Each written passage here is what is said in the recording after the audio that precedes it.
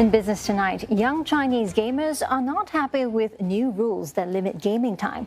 They're taking to social media to vent.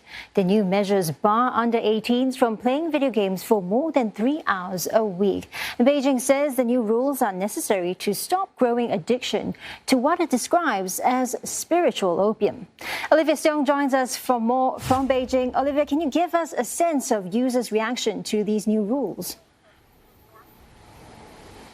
Well, this topic has been widely discussed since these new rules were announced, and in fact, this topic is among the most hotly discussed on Chinese social media platform Weibo. And while some users have supported the move, there are many of those who have criticized these new rules as being extreme. We have to remember that previous rules in 2019 allowed those under 18 to play online games for 1.5 hours a day and up to 3 hours on the weekend. But now there are limits on the time as well as the exact duration that that these youngsters can spend gaming as well. Now, one popular comment by a user lamented the irony of these new rules. And in the comment, she wrote that sexual consent is given at age 14 and at age 16, people go to work. But in China, online gaming, you have to be 18 to be able to play an online game for more than an hour. There are also those who said that at age 14 and 15, that is the prime age that,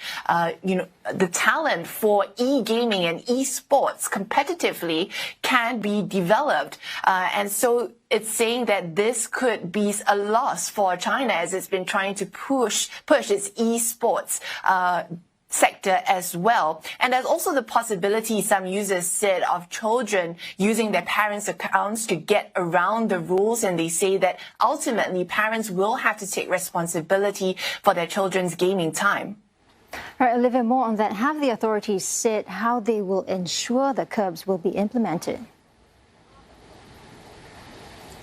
Well, we have seen gaming companies come out to say that they support the rules and that they will comply with the rules. And that's because much of the responsibility for the enforcement and implementation of these rules has fallen on their lap. And so gaming companies will have to make sure that users have verified their identities with their real names. These games will also have to be connected to an anti-addiction system that's being set up. And authorities have said that they will be stepping up checks on online gaming companies, and those found to have not complied with these new rules on put in place limits, they will be penalized as well. But this move perhaps has been seen or anticipated by the online gaming sector when we had seen the Communist Party paper, The People's Daily, describe gaming as a form of spiritual opium early this month. And so we did see the likes of Tencent, which is the largest Chinese gaming firm, already put in place some measures earlier this month where they put in place a facial recognition scanning system on the phone to verify if users are adults. All right, thank you, Olivia, live from Beijing.